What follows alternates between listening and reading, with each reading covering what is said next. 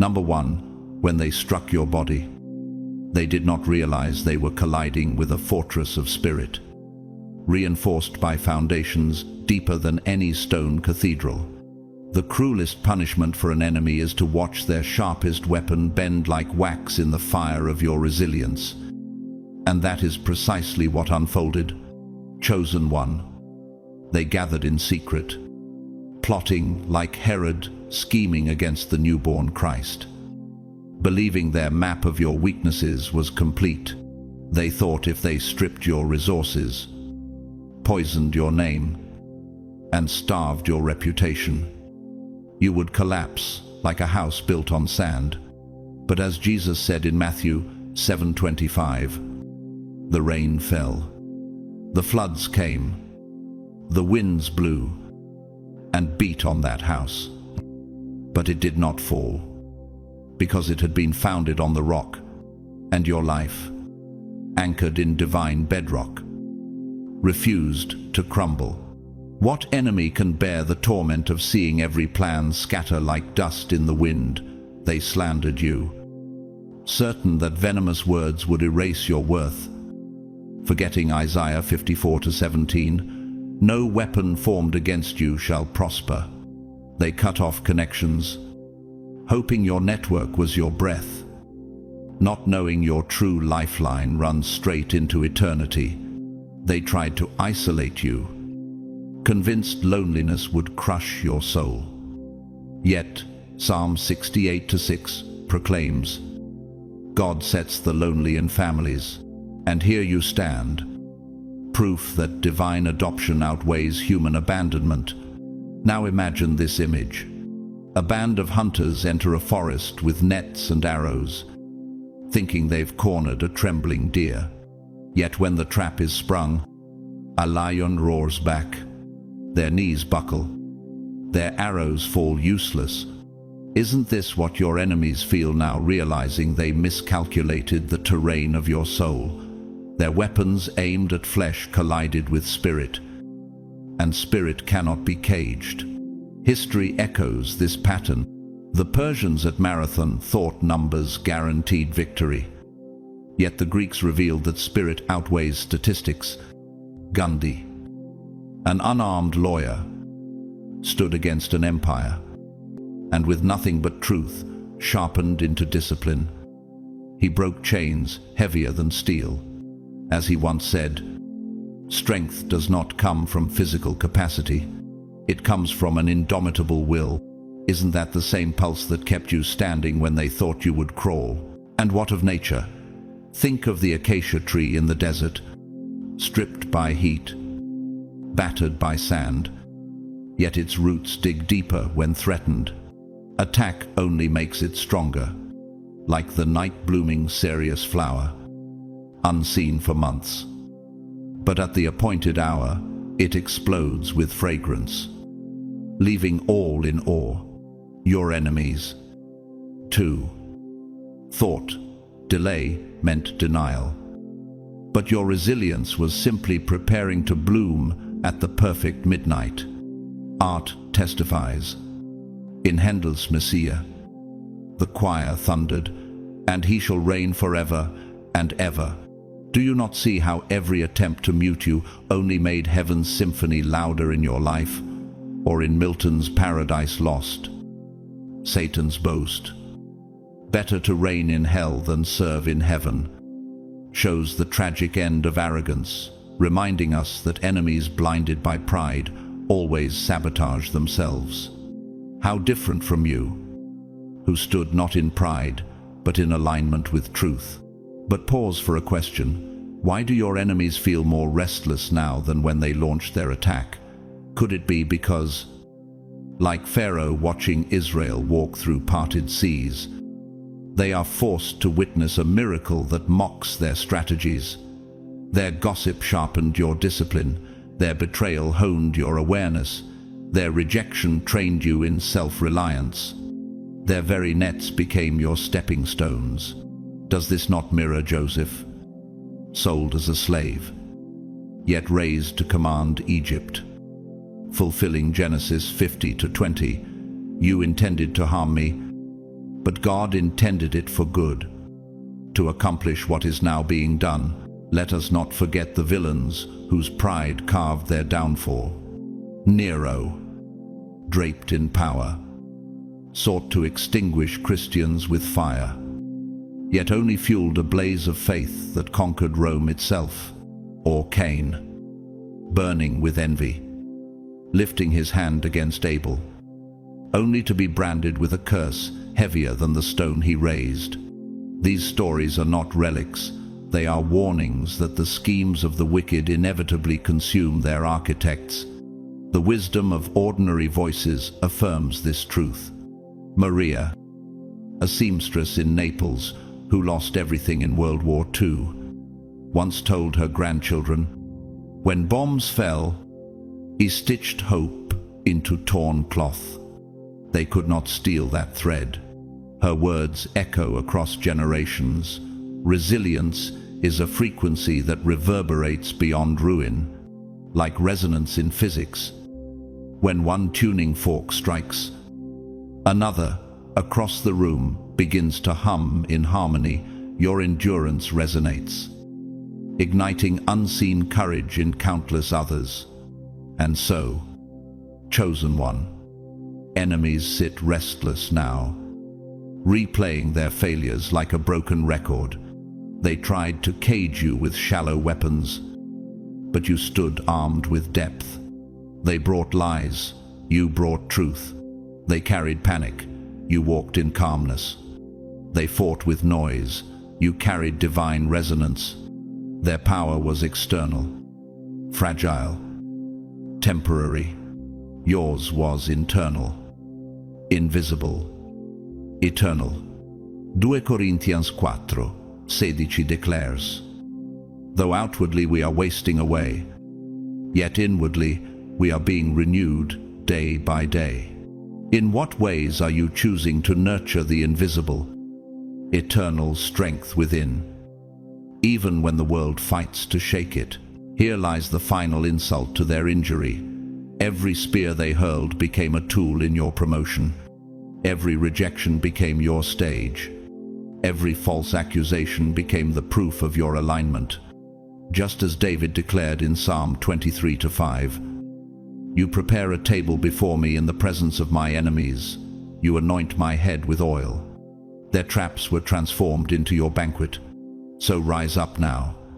Stand taller than before. The battlefield has shifted, and you carry the unshakable truth. Spirit does not crumble. Spirit outsmarts. Spirit endure. Spirit wins. Your enemies are in shock because they never realized they were not fighting a fragile body but an eternal flame. Chosen one, this is your hour. Stand and let the world see what heaven already knows. Number 2, the tragedy for your enemies is this: they were swinging furiously at a shadow, but the real you had already risen beyond their reach.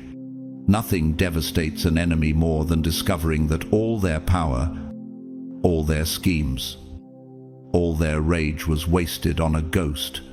That's the report circling in their camp right now. Confusion, humiliation, panic.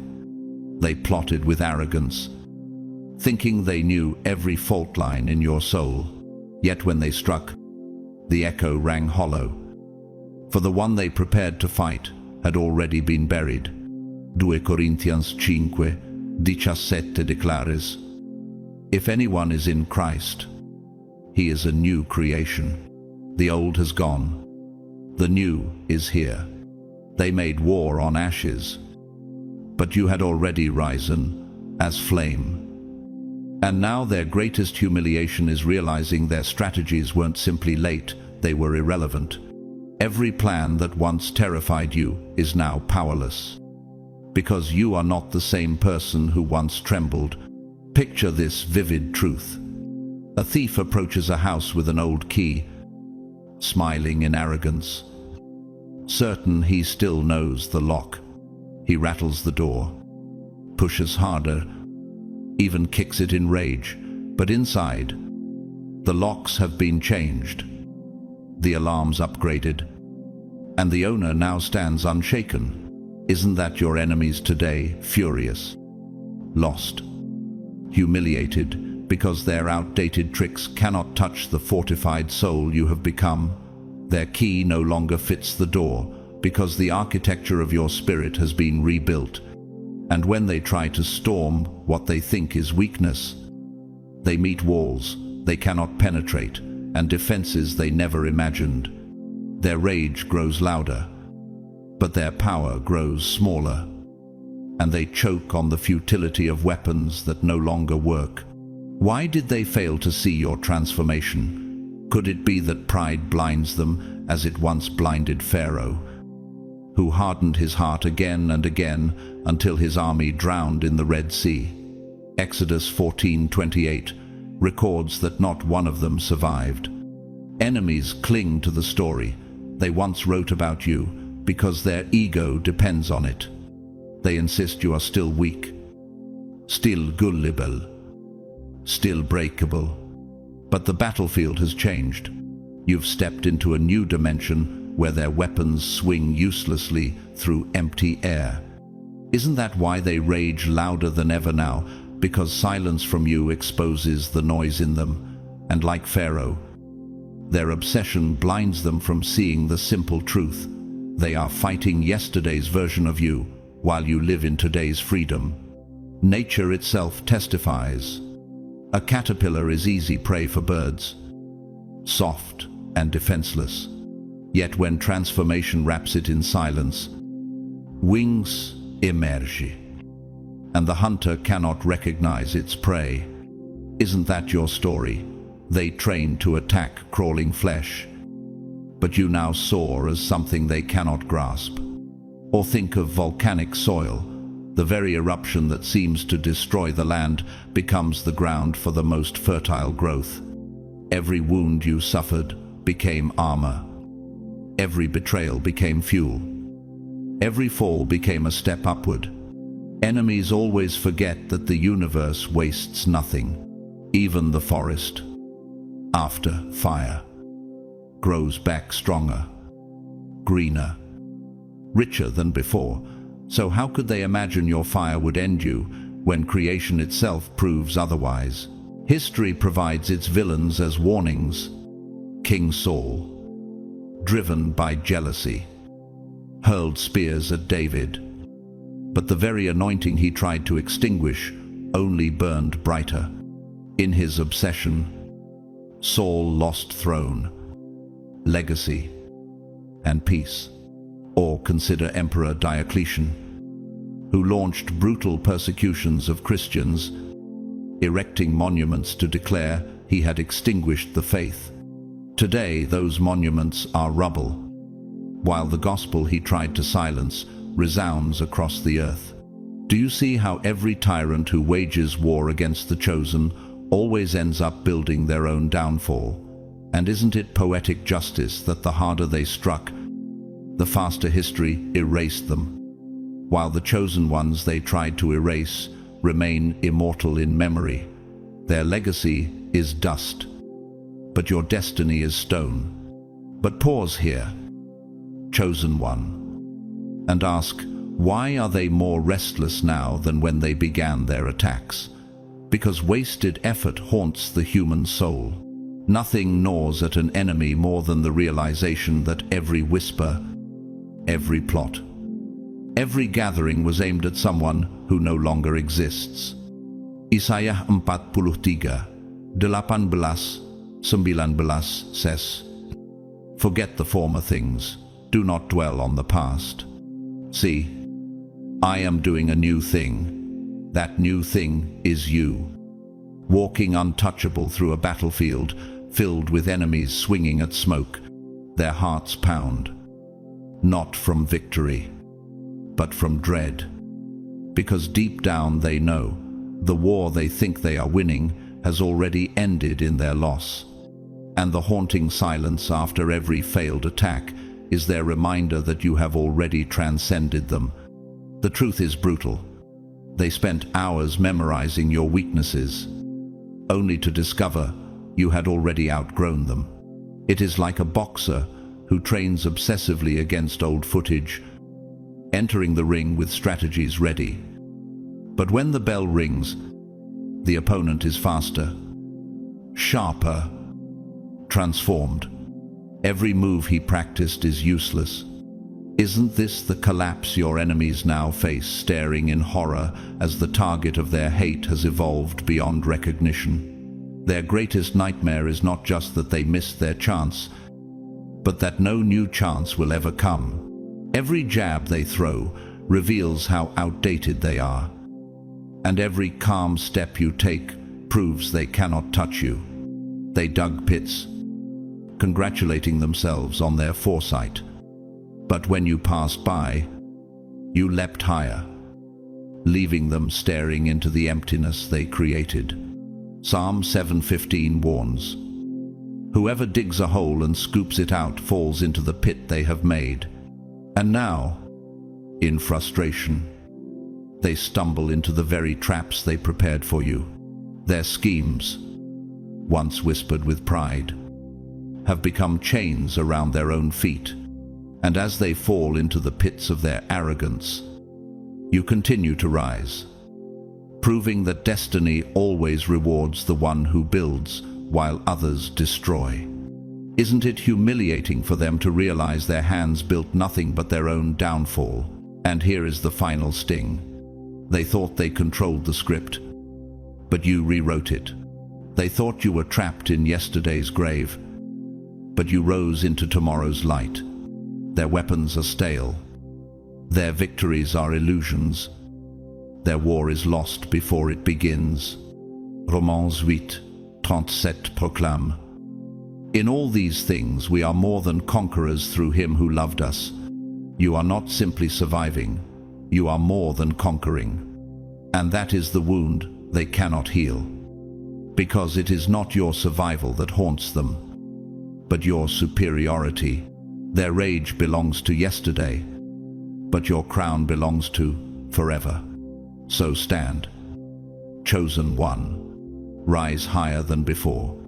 You are untouchable, not because the fight disappeared, but because you evolved beyond their reach. Let your enemies waste their energy in yesterday's war. You carry tomorrow's crown. Their hands are empty, their hearts are restless, and their whispers are hollow, because you outgrew the battlefield while they were still plotting in the shadows. And with every breath you take forward, you prove again that what they fought is gone, and what you have become is unstoppable. Number 3. The greater the chains they forged for you, the more explosive your breakthrough became. Enemies thought they were tightening your prison, yet in truth, they were hammering the gates of your freedom. What is the cruelest joke life plays on the wicked? That the harder they push the chosen down, the higher the rebound shakes the earth beneath their feet. Psalm 118:22 declares, "The stone the builders rejected has become the cornerstone." What they dismissed, heaven has exalted, and that is the torment they choke on tonight. Their whispers became shouts of despair, because what they rejected now stands above them. And every chain they mocked has become the very testimony of why you could not be stopped. They wrapped chains around you, thinking they were silencing a prisoner, but each link they tightened awakened another hidden weapon inside you. Did they not realize that Joseph's dungeon was his preparation hall, where the forgotten prisoner became Pharaoh's second in command? Genesis 41:41. Their prison was your forge. Their mockery was your anvil. Their rejection was your refining fire. Every clang of their hammer only sharpened your edge. Every insult was another spark, igniting the furnace of your transformation. Isn't it tragic for them now, knowing that their effort to confine you became the very environment that equipped you to lead? Their cages created a king, their stones crowned a giant, and their fire revealed your immortal steel. Now imagine this. chosen one. A circle of enemies dig a deep pit, smirking as they wait for you to fall. They gather with cruel laughter, sure that your story ends in that hole. Yet, when the moment arrives, you do not fall, you climb. You scale the walls with muscles you didn't even know you carried. And when you stand at the rim staring down, who is laughing now? Isn't it their turn to tremble? Realizing they were never your captors but your trainers. Their pit was not your grave but your gymnasium. And the cruel irony is this: while they sat satisfied waiting for your death, you rose from their trap with strength that turned their laughter into silence.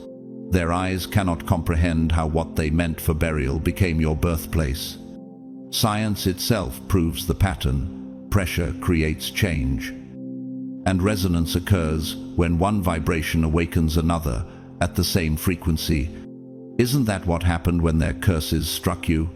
They thought they were silencing your voice, but instead they tuned you to heaven's frequency, causing your life to vibrate with power they cannot withstand. Romans 5:3-4 says, "We glory in tribulations, knowing that tribulation produces perseverance. Perseverance, character, and character, hope." Every rumor, every betrayal, every attempt to box you in was not a chain, it was a weight. And weights do not bind giants, they build them. The same way gravity strengthens wings when resisted, their pressure only taught you to soar higher. And as resonance spreads, your strength echoes into every corner of their fear, shaking their confidence until they collapse. Why do your enemies look so bewildered now? Could it be because they expected you to crumble like the old you, crying, begging, folding under pressure? Instead, you rose like Daniel in the lion's den, where what was meant for death became the theater of God's power. Daniel 6:22. You did not just endure the fire, you became fire. You did not just survive the storm, you turned into lightning itself. What was meant to suffocate, you became oxygen. And that oxygen birthed a roar. Their astonishment is the clearest evidence. The version of you they attacked no longer exists. Every new day terrifies them, because you evolve faster than their hatred can adapt. Ordinary lives bear witness. Lucia, a seamstress in Lisbon during the 1972nd, once lost everything when her workshop burned. She told her children, "The fire destroyed my fabric, but it taught me how to weave again with stronger thread." Isn't that your story too? That the flames they sent did not consume you, but revealed what could not be burned. Her testimony echoes yours. Destruction was never final. It was instructional. Their cruelty taught you new skills. Their sabotage revealed your deeper wells. Their betrayal carved pathways you never knew existed. And now, like Lucia, you stand weaving a future that is untearable, stronger than anything they could have imagined. And here lies the truth that keeps them awake at night. Without their attacks, you might never have discovered the arsenal inside you. Without their pressure, the diamond in you would have stayed hidden. Without their betrayal, the gift of discernment would have slept. They thought they shackled you, but chains became chisels. They thought they weakened you, but hate became your harvest. They thought they were burying you, but as John 12:24 proclaims, unless a grain of wheat falls to the ground and dies, it remains only a single seed. But if it dies, it produces many seeds. You did not die, you multiplied. And the torment that scorches them now is knowing that their every attempt became fertilizer for your legacy. Their rage did not stop you, it replicated you. Their hatred did not silence you, it amplified you. So stand now, chosen one. Do not bow to yesterday's chains. Rise as the unbreakable tower, the cathedral forged by storms. The living fire they can no longer extinguish. You were never meant to be contained, and today the whole world sees it. The chains that once mocked you now decorate your story as trophies. The enemies that once laughed now watch in horror. Rise higher. Roarlude.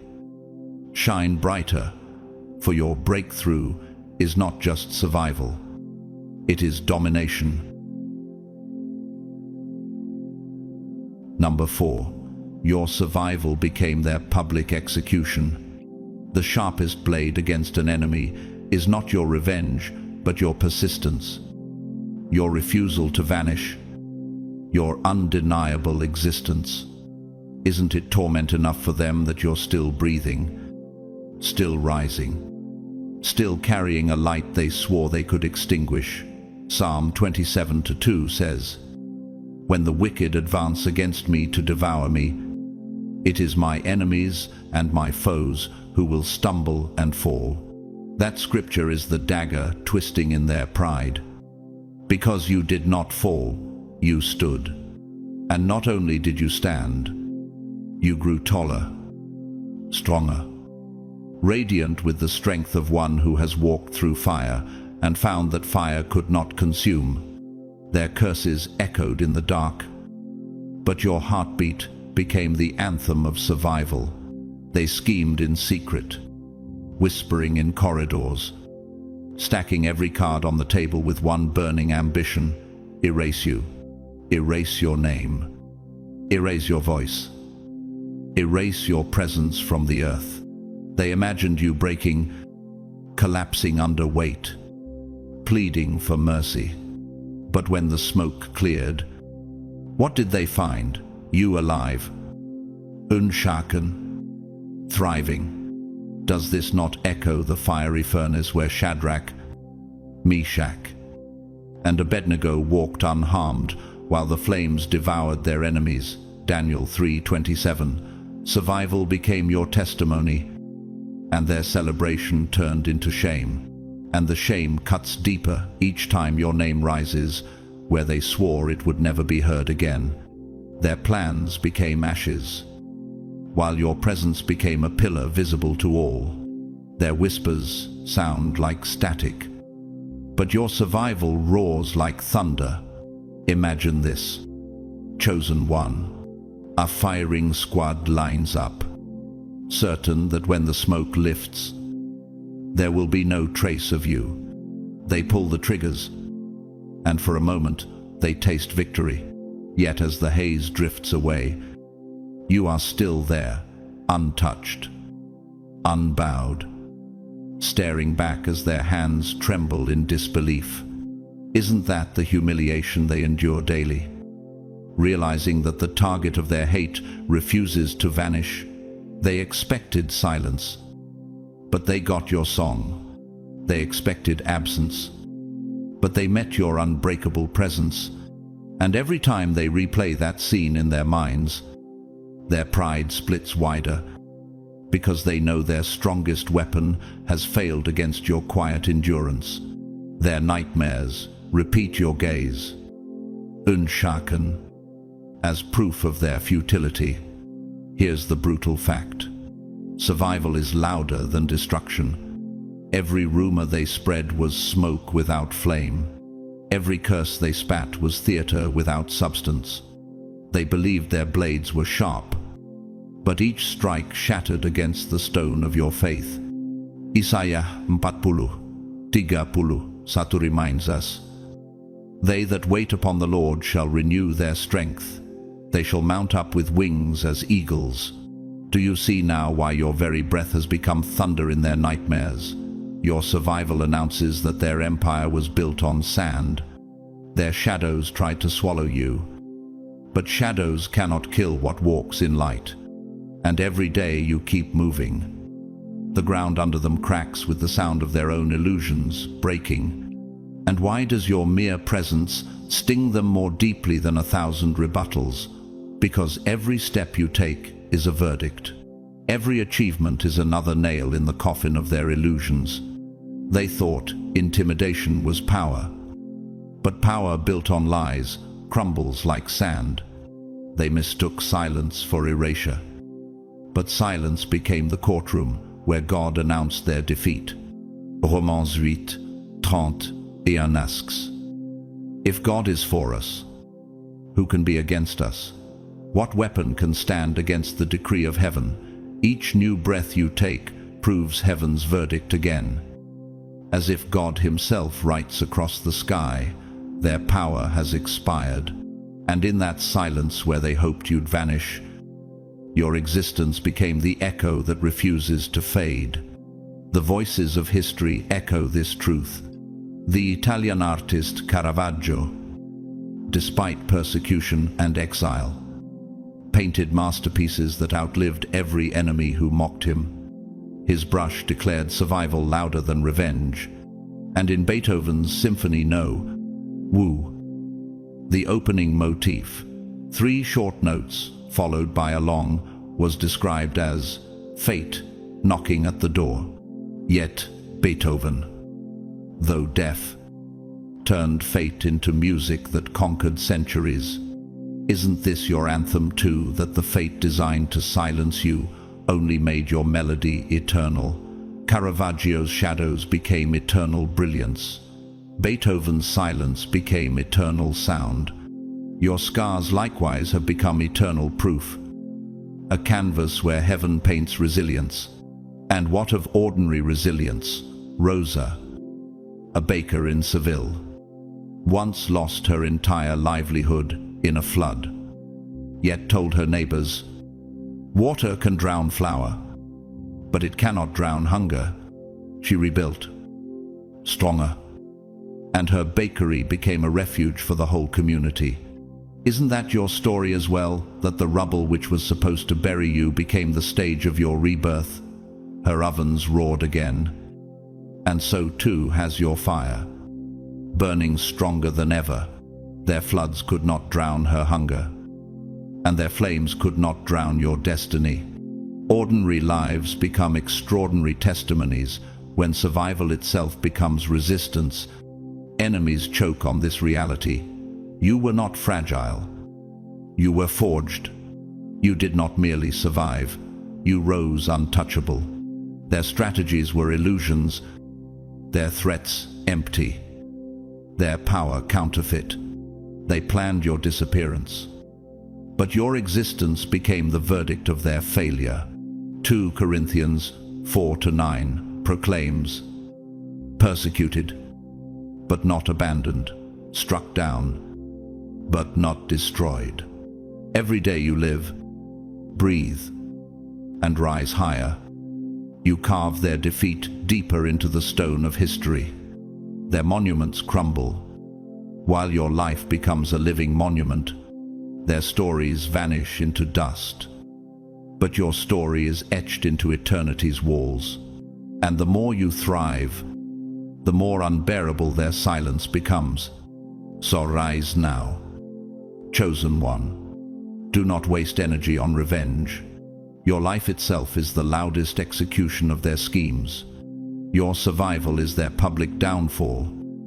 Your endurance, their humiliation. Your thriving, their eternal nightmare. Stand taller, breathe deeper, and let your very presence declare the truth. They are lost, and you cannot be erased. And every sunrise you see is another trumpet blast announcing that their time has ended and your destiny has only begun. Number 5. While they crawled in the dirt. You rose untouchable into heights their hands can never reach. The sharpest humiliation an enemy can ever taste is not your retaliation, but your refusal to descend, leaving them swinging at shadows while you ascend into clarity. Isn't it a dagger in their pride to realize that the fight they were desperate for never even happened? Isaiah 54:17 reminds us, "No weapon formed against you shall prosper, And this truth is the chain around their neck, because every strike they launched dissolved into smoke. Their rage turned into their ruin. Because while they shouted from the mud, you were already breathing the rarefied air of destiny. Their voices cracked with desperation, while your silence thundered like judgment. And now the battlefield lies empty. Not because you lost, but because you refused to even enter it on their terms.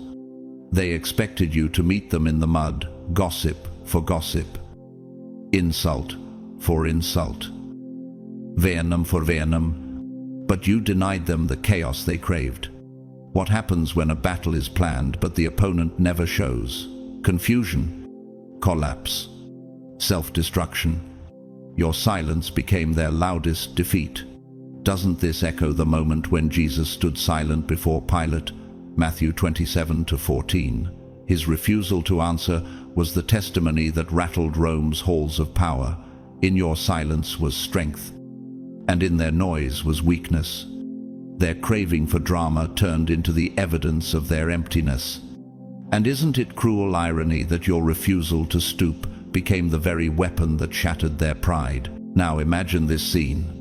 A group of rivals gathers at the foot of a mountain, shouting threats, hurling stones, demanding you come down and fight on their terms. Yet instead of descending, you kept climbing higher, each step widening the gap between their noise and your peace. Their stones fell short. Their voices turned into faint echoes, and their frustration grew into madness. Isn't this the battlefield shift driving them insane, that you chose higher ground while their strategies became useless? They never prepared for an opponent who would not stoop. They never dreamed the real battle was not in the mud, but in the climb. And the more you ascended, the smaller they became, until their threats sounded like whispers in the wind. Nature itself whispers the truth. The lotus rises from the mud, yet carries no stain, and the hawk soars beyond the reach of crows who scream from below. When your enemies tried to drag you downward, they became chained to the mud themselves, while you rose untouchable. Psalm 40, Dos declares. He lifted me out of the slimy pit, out of the mud and mire. He set my feet on a rock and gave me a firm place to stand. The oak tree does not lower itself to argue with weeds. It simply stretches higher toward the sun. And like the eagle riding thermals far above storms, your elevation became untouchable because heaven itself was your wind. Their claws are dull because their reach is too short, and your strength is terrifying because your rise has no ceiling. But why does your calmness scorch them more than any counterattack? Because lies survive only when you react. Manipulation thrives only when you give attention. Gossip spreads only when you wrestle with it. You gave them nothing, and by giving them nothing, you gave yourself everything. Isn't that why David wrote in Psalm 23-5, "You prepare a table before me in the presence of my enemies"? Your progress became a banquet they had to watch without a seat at the table. And each time you advance without acknowledging them, they shrivel in the shadows of their irrelevance. Their fire dies when you refuse to feed it, and their weapons rust when you refuse to pick them up. Their need for your attention is their undoing, because your refusal is the loudest verdict. History warns through its villains. Nebuchadnezzar, the arrogant king of Babylon, forced nations into bowing at his golden statue. But when God humbled him, he was driven into the wilderness, eating grass like cattle. Daniel 4:33. His obsession became his humiliation. Or Haman in the book of Esther, who built gallows for Mordecai, only to be hanged on them himself. Esther 7:10. Isn't that the fate awaiting all who dig pits for the chosen? Their obsession is the blueprint of their downfall. And think of Herod, who schemed to silence the infant Christ. Yet his own throne crumbled into dust while the child he hunted became the king of kings. Every tyrant who demanded a fight on their terms ended up devoured by the very trap they built. So why are your enemies restless now? Because while they spent sleepless nights scheming, whispering, shadow boxing against an illusion, you were climbing, building, and thriving. Their obsession became their exhaustion. Their bitterness became their downfall. Their weapons turned to dust because you never stooped to hold them. Romans 8:37 declares, "In all these things we are more than conquerors through him who loved us." And the torment deepens daily, because every sunrise you see is proof that their war was wasted. Their energy has become smoke, but your growth has become eternal stone. Isn't that why their laughter sounds like groans now? Because your crown shines brighter with every step they never imagined you would take. Chosen one. Understand this, you didn't just avoid their traps. You rendered them invisible. You didn't descend into their dirt. You ascended into light, and now they are left choking on their own schemes. Staring upward at the one reality, they can never touch you. Stand tall, rise higher, and let your very existence announce the truth. You are unreachable, untouchable, and unstoppable. And the higher you climb, the clearer the verdict. Their war has ended, but your reign has only begun. Number 6. Their alliance of snakes became the noose around their own necks. Enemies believed that by uniting in hate, they were constructing an army. But the harsh reality is that hatred does not build, it detonates. What they forged was not strength but a ticking time bomb. And now it is exploding from the inside. Mark 3:25 says, "If a house is divided against itself, that house cannot stand." Isn't that exactly the truth eating them alive? They imagined numbers were power. Yet their very multiplication became their undoing. Every whisper of malice was a crack in their foundation. Every smirk of envy, another fracture in their walls. What they paraded as an empire was already a ruin in waiting. They gathered shoulder to shoulder, whispering in corners, feeding on each other's bitterness, deceived into thinking that their shared venom made them invincible. But tell me what happens when wolves circle the prey, only to realize their hunger turns them against each other. They tear each other apart. Isn't that the battlefield of your enemies today? They never were allies. They were rivals wearing masks. And the moment pressure pressed in, their fake loyalty collapsed into suspicion, paranoia, and betrayal. Their unity lasted only as long as their laughter, and once fear entered the room, knives pointed inward. What they thought was a shield became a cage of suspicion. And now they devour themselves faster than they ever tried to devour you. Here is a truth they never understood. Unity without purpose is not unity. It is poison. Their circle was never a fortress. It was a fragile chain, already rusting before it ever touched you. Eclesiastes 4:12 declares, "Though one may be overpowered, two can defend themselves." A cord of 3 strands is not quickly broken, but their cord was made of envy. And envy does not bind, it corrodes. Isn't that why their gatherings always ended in whispers of doubt and glances of mistrust? They did not sharpen each other, they corroded one another. The more they conspired, the more obvious their fractures became, until their meetings sounded less like strategy and more like the soundtrack of collapse. And as their venom spread, it poisoned themselves far more than it ever reached you. History records the same downfall.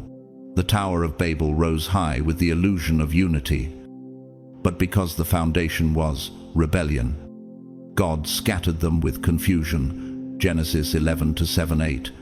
Is this not the mirror image of your enemies?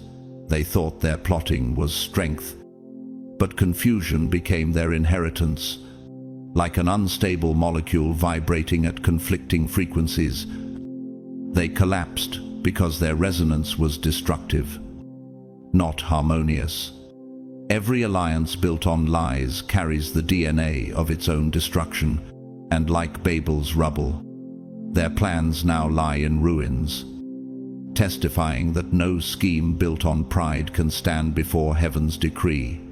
Their alliance sounded like thunder, but it was only the noise of a storm collapsing into silence. Why did they even come together in the first place? Could it be because your light revealed what they lacked, and in desperation they clung to each other, mistaking shared hatred for strength? But hatred does not unify, it isolates. They weren't collaborating. They were competing. Each one secretly desired to be the loudest, the sharpest, the most feared. And what happens when ambition outweighs loyalty? The entire structure fractures. Isn't this why kingdoms built in spite crumble faster than those attacked by fire? Psalm 37:12-13 says, "The wicked plot against the righteous and gnash their teeth at them, but the Lord laughs at the wicked. For he knows their day is coming." Their alliance was never stable. It was a performance already unraveling, and the unraveling is no longer slow. It is violent, chaotic, and irreversible. In ordinary life, this truth shines through. I once heard of a dock worker in Marseille named Henri, who said after his corrupt supervisors turned on each other, "A rope woven from rotten fibers will snap in your hands." His words echo across this moment. Your enemy's rope snapped before it ever touched you. And doesn't it make sense? Rottenness cannot produce strength, only weakness. Their own greed rotted their rope. Their mistrust frayed every strand, until all they held was dust. Henri's wisdom lives on as proof that no alliance of corruption can ever survive the weight of truth. And what of architecture? Their alliance was like a bridge built on shifting sand, impressive in form, but doomed by physics. Stress fractures formed beneath the surface long before the structure collapsed. Isn't this why they wasted their strength policing one another, questioning loyalties, doubting intentions, while you stood steady and untouchable? Their obsession with destroying you blinded them to the reality that they were already destroying themselves. Every rumor was another crack in their concrete. Every betrayal, another tremor in their pillars, until the whole bridge groaned under its own instability. They strutted across it with pride, never realizing it would collapse beneath their own feet. Pharaoh learned this truth in Exodus. He pursued Israel with his armies, united in rage. But the waters of the Red Sea swallowed them whole. Exodus 14:28. That is the humiliation your enemies now endure. The very unity they trusted became their noose. What they paraded as strength was in fact the guarantee of their defeat. They thought their tide of rage would drown you, but heaven turned it into their own flood. And now their downfall is no longer a prediction. It is a living testimony of how arrogance always ends. Chosen one, hear this final decree. Their alliance was only a facade, a fragile mask collapsing under its own weight. Their envy, mistrust, and instability became the architecture of their downfall. Isaiah, Isson promises, "All who rage against you will surely be ashamed and disgraced. Those who oppose you will be as nothing and perish. So rise now, stand taller than ever, and let your survival declare their funeral. For the noose they tied was never for you, it was for themselves. And every time you breathe, their rope tightens, proving that no alliance of snakes can strangle the one anointed by heaven." Number 7, they tried to drown you in fear, but you drank it, spat it out as clarity, and rose higher than they ever imagined. Fear is the oldest weapon of cowards, the invisible leash of tyrants. It looks mighty in the shadows, but the moment light shines on it, it collapses into smoke. Isn't that the dagger twisting inside your enemies now? They believed intimidation would freeze your steps, cloud your vision, and silence your voice. Jet 2 Timothy 1:7 declares, "For God has not given us a spirit of fear, but of power, love, and a sound mind." Their so-called masterstroke became the very torch that exposed their weakness. And every breath you take now mocks their wasted investment in fear. They wrapped fear around you like chains, whispering rumors, hurling threats, weaving lies, certain you would tremble. But fear only controls the blind. Isn't that why Daniel, when thrown into the lion's den, remained calm while his enemies quaked outside? Daniel 6:23.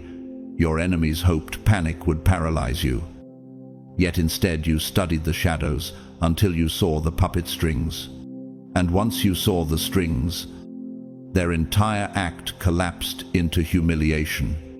Now they sit trembling, knowing the show is over and the stage belongs to you. Picture it. A magician terrifies a crowd with monstrous shapes on the wall, forms that look immense in the dark. The audience gasps, trembling, until someone flips the light and reveals only a puppet dangling on frail strings. Isn't that the nightmare your enemies now live? Every whisper they spun, every illusion they cast, fell apart the moment you refused to blink. And from that moment on, the crowd stopped fearing the shadows and started seeing your light. Here is the truth they never accounted for. Fear doesn't destroy the wise. It sharpens them. Soldiers train under live fire not to be consumed, but to learn the rhythm, the sound, the timing of chaos. That is what you did. Their threats became your drills. Their lies became case studies. Their storms became simulations. Every scare tactic became your training ground. Psalm 34:4 says, "I sought the Lord, and he answered me. He delivered me from all my fears." Isn't that the very proof of your freedom? Their fire became your classroom, and you graduated unstoppable. And why did fear fail when it seemed to work on everyone else? Because once seen clearly, fear is powerless. They thought you'd bow, but you elevated. They thought you'd hesitate, but you anticipated. They thought you'd stumble, but you mapped their every move.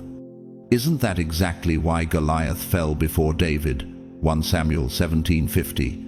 Because David saw beyond the giant's threats and trusted in a greater power. Their weapon of fear backfired, turning into your compass. And now, every step you take forward is another giant falling in front of you. Art testifies to this truth.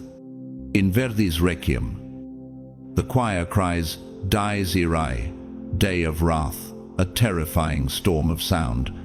But then it gives way to Lux Eterna, eternal light, reminding the world that fear is only the prelude to clarity.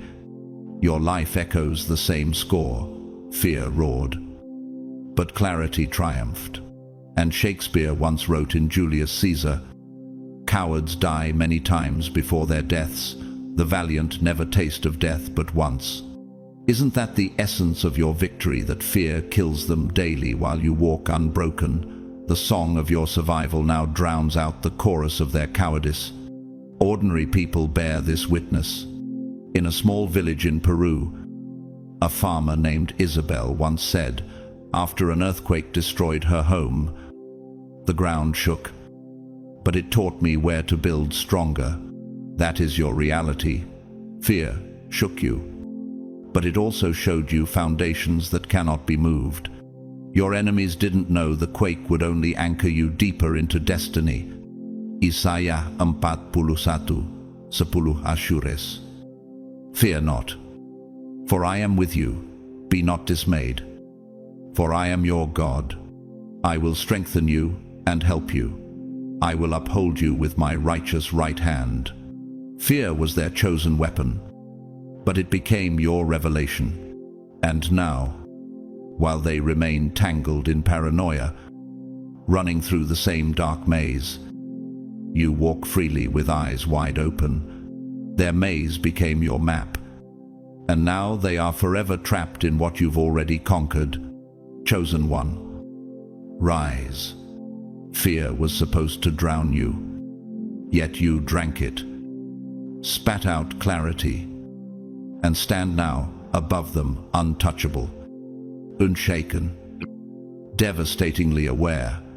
Your very existence has become the burning evidence that their greatest weapon has collapsed. Stand tall, for fear has bowed before you, and the world must now witness your rise. Number 8. They tried to script your downfall, but you seized the pen and rewrote the ending.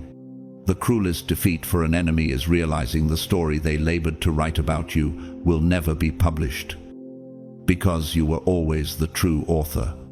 Isn't that humiliation enough for them? They gathered with ink dipped in envy, scratching false lines across the paper of your life, hoping to reduce your destiny to a fragile chapter of failure. Yet, Jeremiah 29:11 declares, "For I know the plans I have for you, declares the Lord. Plans to prosper you and not to harm you. Plans to give you hope and a future." Their counterfeit script dissolved the moment heaven's pen inscribed your real story in indelible ink.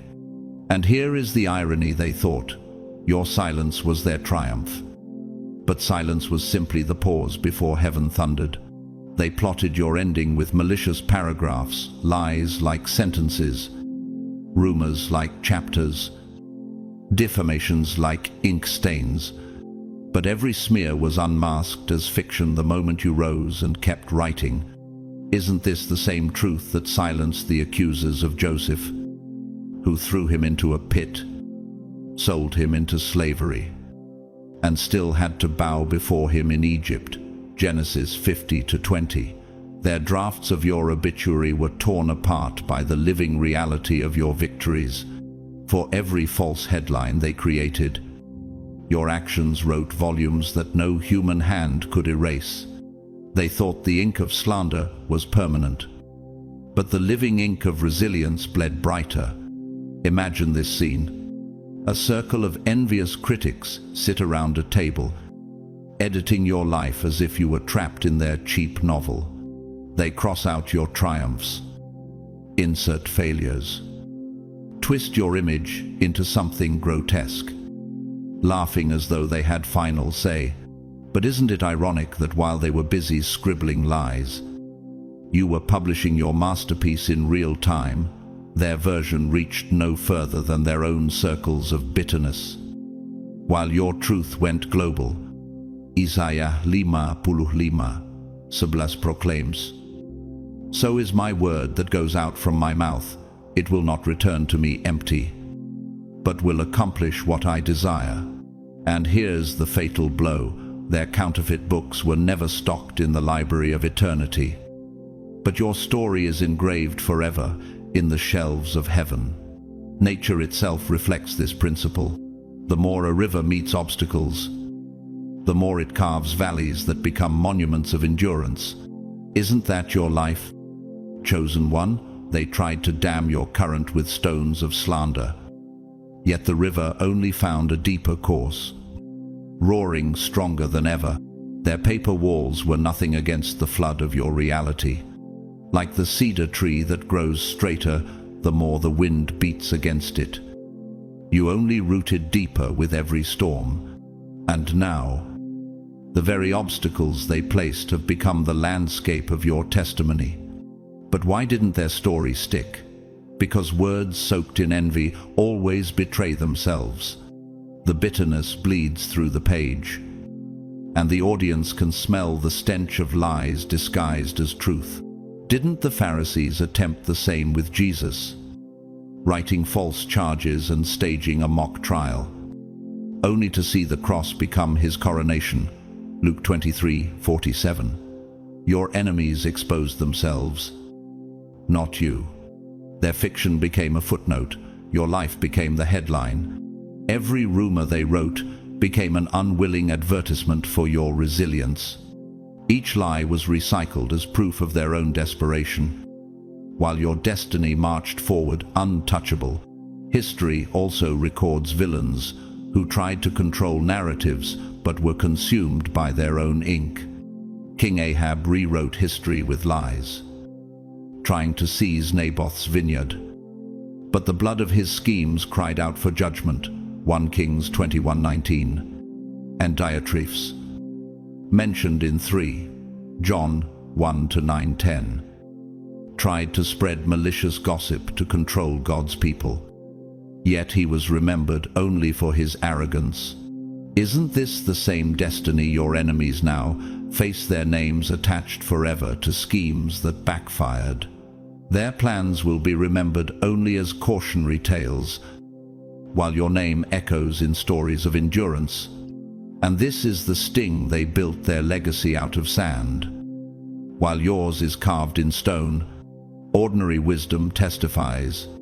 Elena, a teacher in a small Italian town, once said after being falsely accused by rivals, "They wrote lies about me, but truth was the ink that never faded." Her life later proved her words true, as her integrity turned the lies into comedy. Isn't that also your reality, that every false script became the prologue to your next success? While they whispered, you worked. While they slandered, you soared. While they edited your failures, heaven published your victories. Their pens ran dry, but your chapters keep multiplying. Here is the dagger lodged in their pride, while they staged tragedies. The audience was transfixed by your triumph. They prepared a funeral, but you held a resurrection. They rehearsed your silence, but you sung louder. They wanted to erase you, but Psalm 45, uno declares, "My heart is stirred by a noble theme as I recite my verses for the King. My tongue is the pen of a skillful writer." You were never their character, you were always the author. And every chapter you write now is a weapon that slashes their false narratives to ribbons. Chosen one, rise now. Hold the pen heaven placed in your hand and keep writing. Their lies were nothing more than drafts destined for fire, while your life is the living manuscript of victory. Stand tall and declare it. The ending they wanted will never come, because the story was never theirs to write. It is yours, and you are still in the middle of your masterpiece. And when the final chapter is written, it will not be tragedy, but triumph crowned with eternal glory. Number 9. Their shadows collapsed under the eyes that see everything. Secrecy is only power until it stands before someone who can see in the dark. That is the blow tearing through your enemies right now.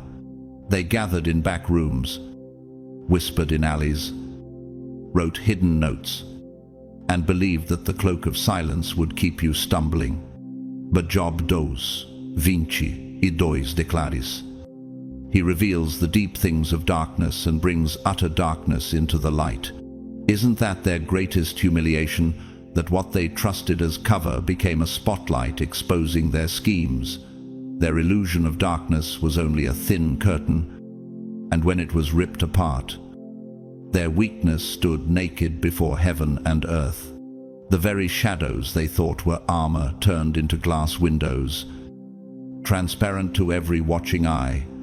They thought shadows would blind you, but your discernment burned brighter than their secrecy ever could. You didn't just observe their moves, you decoded their motives before they acted. Isn't that why Elisha heard the secret war plans of the Arameans and warned Israel again and again? 2 Kings 6:12. They believed silence was their fortress. Yet every whisper became a confession in your ears. They planned in the dark. But you carried the vision of one who walks with light. Their supposed weapon became their undoing. They forgot that vision is not bound by walls, and spiritual clarity can pierce even the thickest veil. Their arrogance blinded them, because, in their pride, they never realized discernment is like an X-ray. It penetrates the surface and sees what lies beneath. And what is more humiliating than being exposed without ever being touched? Imagine it. Chosen one. A thief cuts the lights, certain that darkness will protect him. Hetiptus, smirking, thinking himself clever, until suddenly he realizes the one he stalks can see perfectly in the night. Isn't this the humiliation your enemies face, thinking their silence was safety, only to discover that you were watching all along? Psalm 139:12 says, "Even the darkness will not be dark to you. The night will shine like the day. For darkness is as light to you." And that is why their secrecy suffocates them now, because the very night they trusted turned against them. They built their confidence on blindness, but you walked with night vision given by heaven. Each step they made, believing unseen, became another act recorded in the court of eternity. Their terror grows, not because you attacked, but because you never once lost sight. Here is the truth that destroys their pride. Discernment doesn't require evidence, it reads frequency. Like a tuning fork, resonating with hidden vibrations.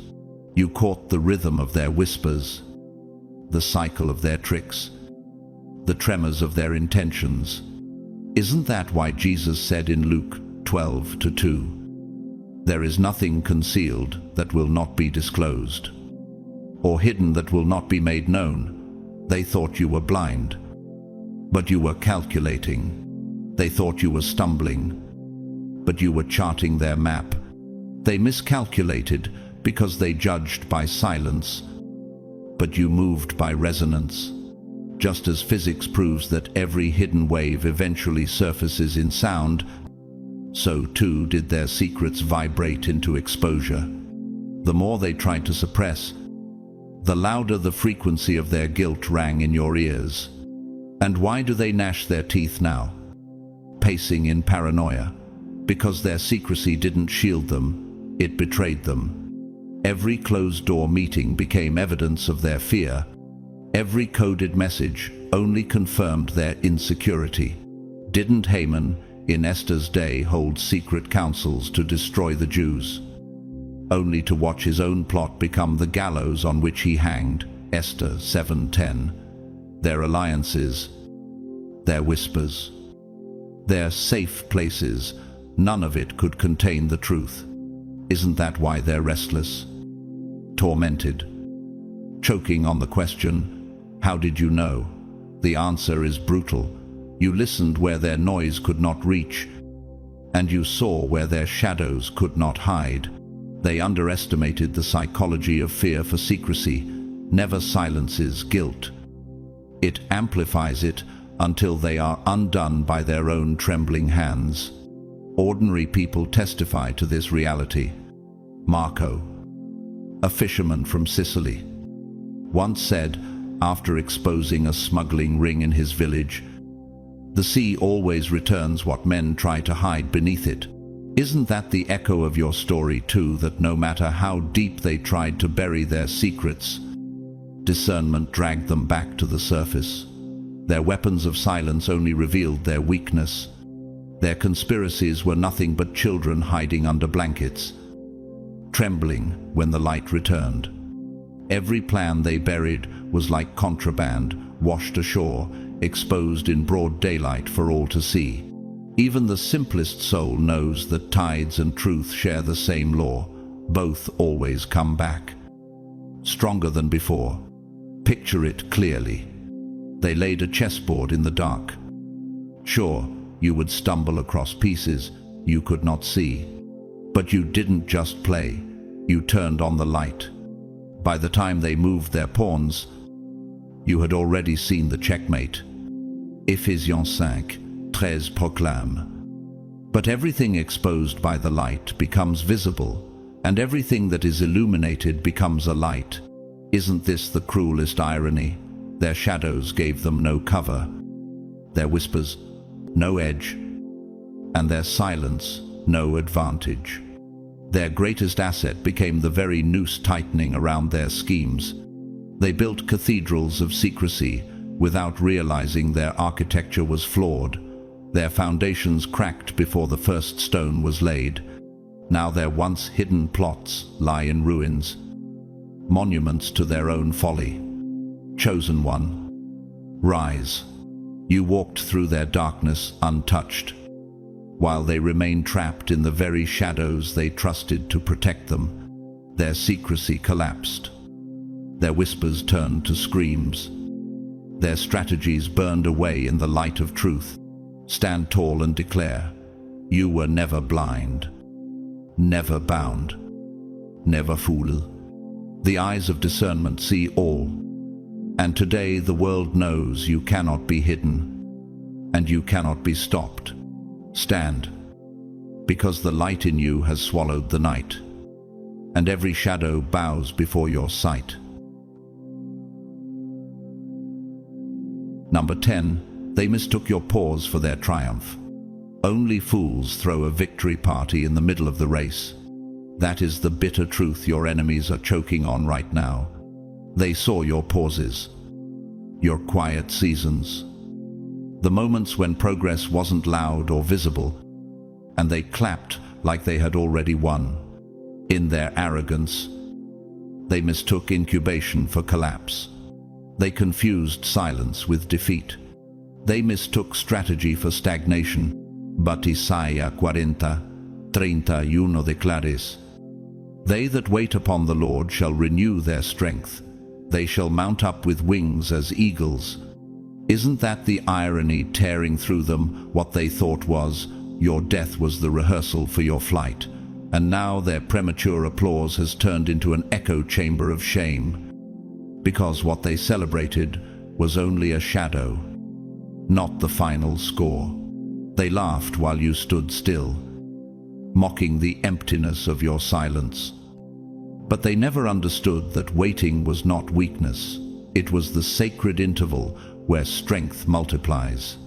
Isn't this the same lesson from Joseph's years in prison? Forgotten by men but remembered by God, rising from the dungeon to the throne in one moment. Genesis 41:41. They toasted to your downfall, not realizing patience was becoming your weapon. Their short-sighted vision mistook the scaffolding of construction for ruins. Yet every pause in your life was like an architect drawing unseen blueprints. What seemed idle was sacred design.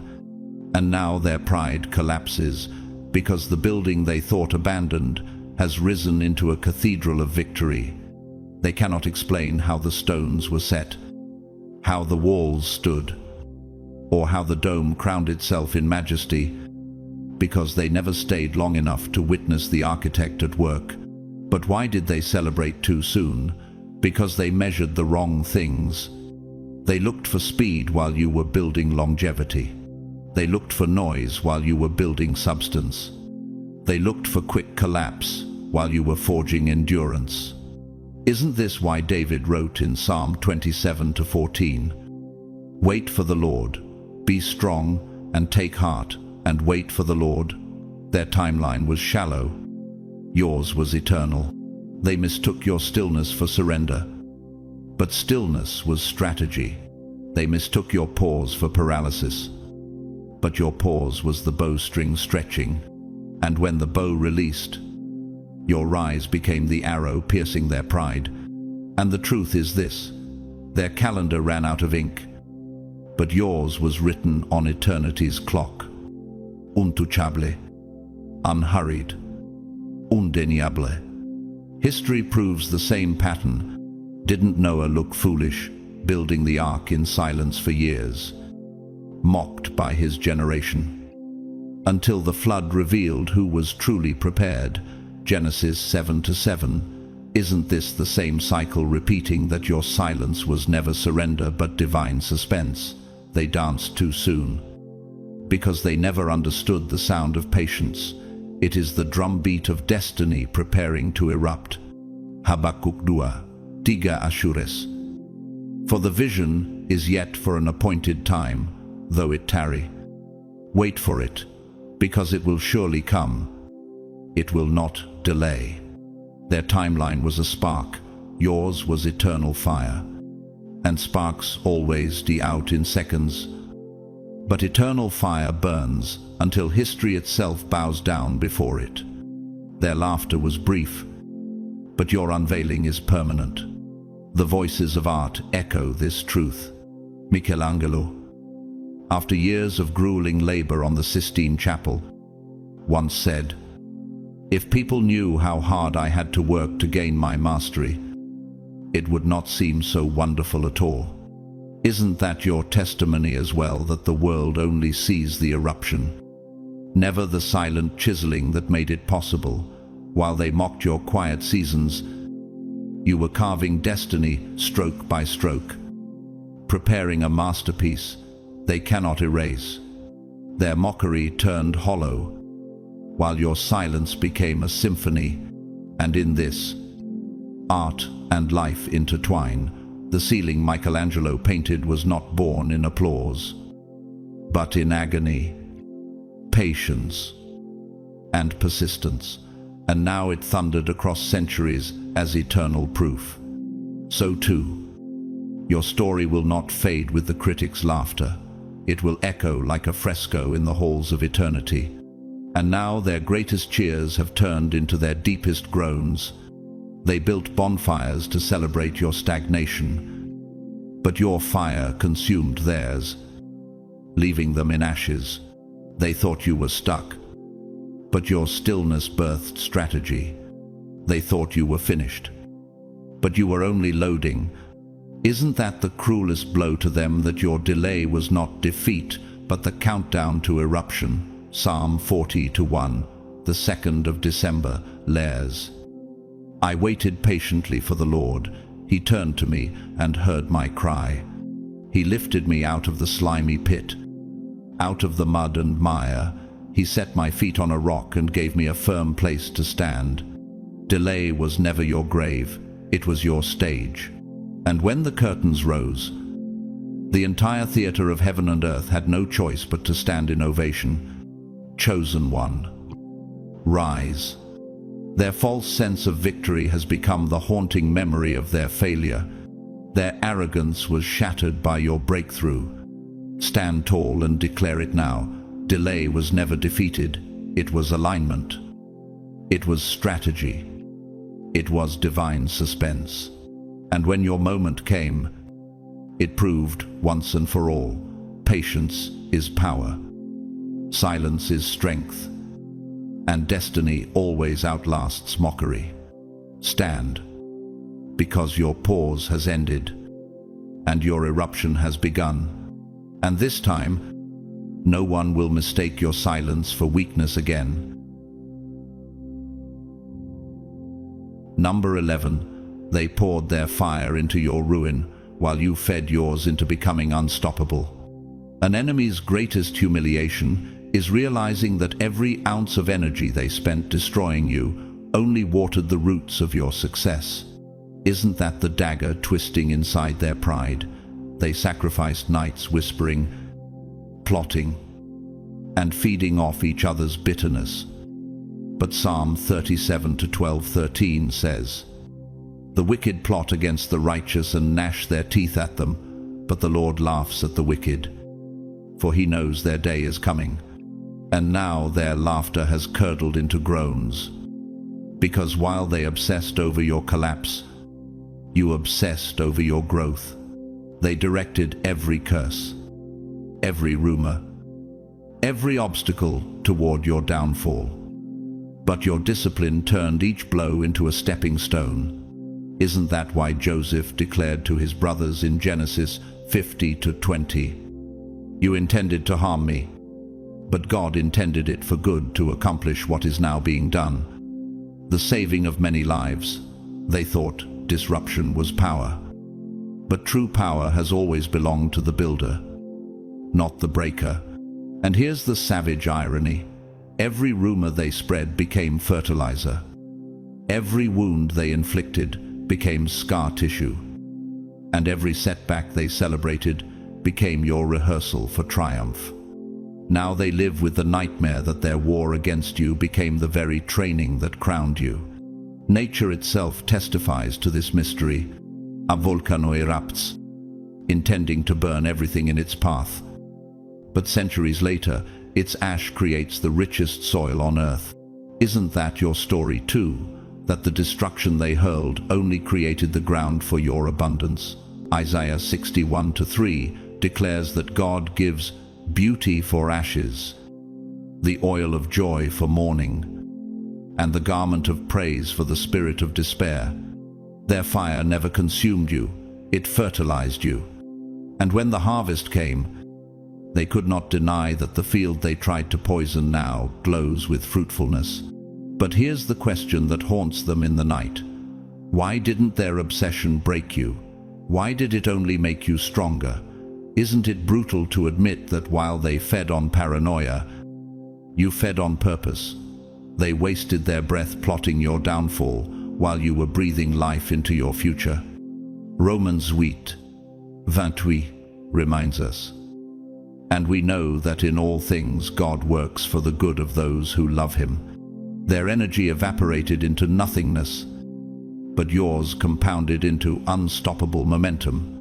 The more they threw, the more you multiplied, until their strongest efforts collapsed under the weight of your resilience. History gives us warnings in flesh and blood.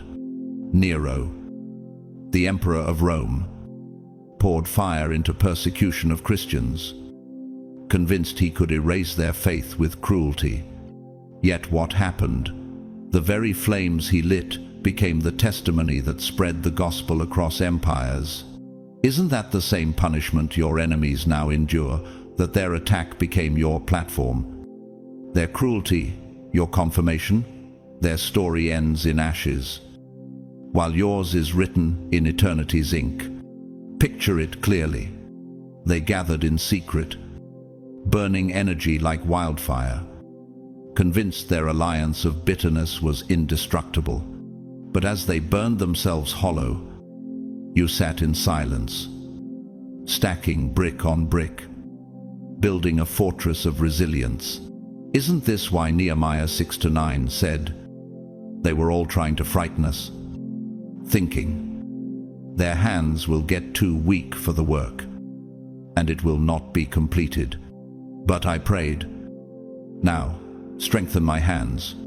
And your hands were strengthened until the very wall they tried to tear down became the monument that mocks their defeat. Their obsession drained them. While your discipline propelled you into clarity and calmness they will never reach. Chosen one, rise. Let this truth thunder in your bones. Their fire did not destroy you, it refined you. Their curses did not bury you, they crowned you. Their wasted energy became your testimony. Stand tall now, because the more they tried to break you, the more unstoppable you became. Rise, for their downfall is written in their exhaustion, but your destiny is carved in eternal strength. The very hours they spent watching you are the hours you spent outgrowing them. The very weapons they built against you became the tools that refined you. Their fixation created the evidence of your strength. Their obsession proved your importance. And now the cruelest twist of all is staring them in the face. They became the architects of your elevation. They lit the fire meant to burn you, But you used the flames to forge steel, and every moment they wasted on your downfall will forever be the reminder of how far ahead you'll always be. Chosen one, what your enemies meant for your downfall has only proven your unstoppable rise. Every scheme, every whisper, every false weapon they built has collapsed under the weight of your resilience. And the greatest evidence of their defeat is simple. You are still here, stronger, sharper, untouchable. So, if this message spoke to you, press the like button if you haven't already. And if you're not yet part of our family, make sure to hit subscribe. Together, we rise, we shine, and we keep exposing the weakness of those who tried to bury us. Your victory is undeniable.